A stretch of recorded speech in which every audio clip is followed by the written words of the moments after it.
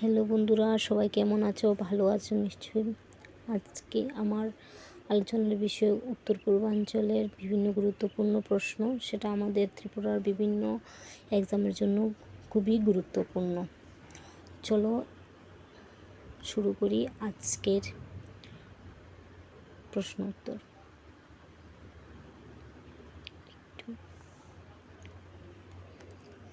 তো প্রথম প্রশ্ন হচ্ছে, উত্তর পূর্বাঞ্চলের রাজ্যগুলির প্রবেশদ্বারের নাম কি? সেটা শিলিগুড়ি। উত্তর পূর্বাঞ্চলের প্রবেশদ্বারের নাম হচ্ছে শিলিগুড়ি।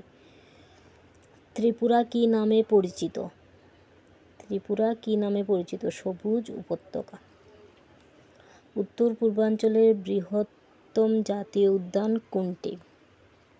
আমাদের উত্তর পূর্বাঞ্চলের বৃহত্তম জাতীয় উদ্যান কোনটি? সেটা হচ্ছে নামদফা জাতীয় উদ্যান, অরুণাচল প্রদেশে অবস্থিত।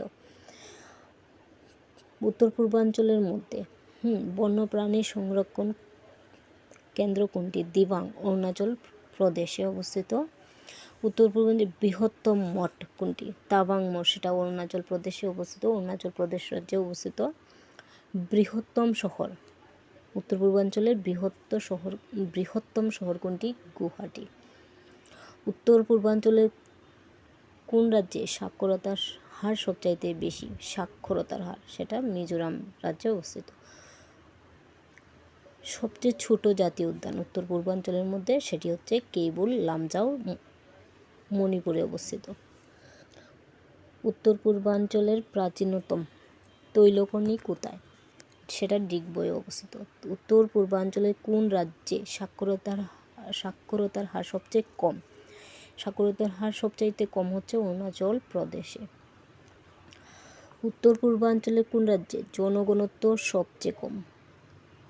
জনঘনত্ব সবচাইতে কম জায়গা অনুযায়ী মাপার পর যেটা কম হয় আর কি জনঘনত্বটা, সেটা অরুণাচল প্রদেশে কম। সবচাইতে বৃহত্তম চিড়িয়াখানা, সবচাইতে বড়, সেটা আসাম রাজ্য চিড়িয়াখানা।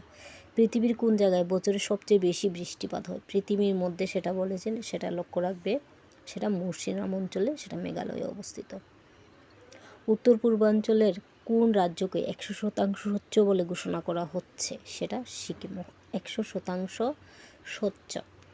উত্তর পূর্বাঞ্চলের কোন শহর? সেটা বোধহয় চেঞ্জ হয়ে গেছে, এখন কোনটা জানি না। তোমরা জেনে থাকলে অবশ্যই কমেন্ট করবে। চলো, উত্তর পূর্বাঞ্চলের কোন শহর সৌর শহর রূপে গড়ে তোলার কাজ শুরু হয়েছে? সেটা আগরতলা, আমাদের ত্রিপুরা রাজ্যের রাজধানী আগরতলা। তো এই ছিল এতটুকুই আজকের জন্য। সবাইকে ধন্যবাদ। আর প্লিজ ভালো লাগলে আমারকে একটু ফলো করবে, সাবস্ক্রাইব করবে, লাইক করবে। আর কোনো ভুল ত্রুটি হয়ে থাকলে আমাকে কমেন্ট করো। আমি আরও বেটার করার চেষ্টা করব। কি তোমরা যদি কমেন্ট করো তাহলে আমি আরেকটু ভালো করে করতে পারবো।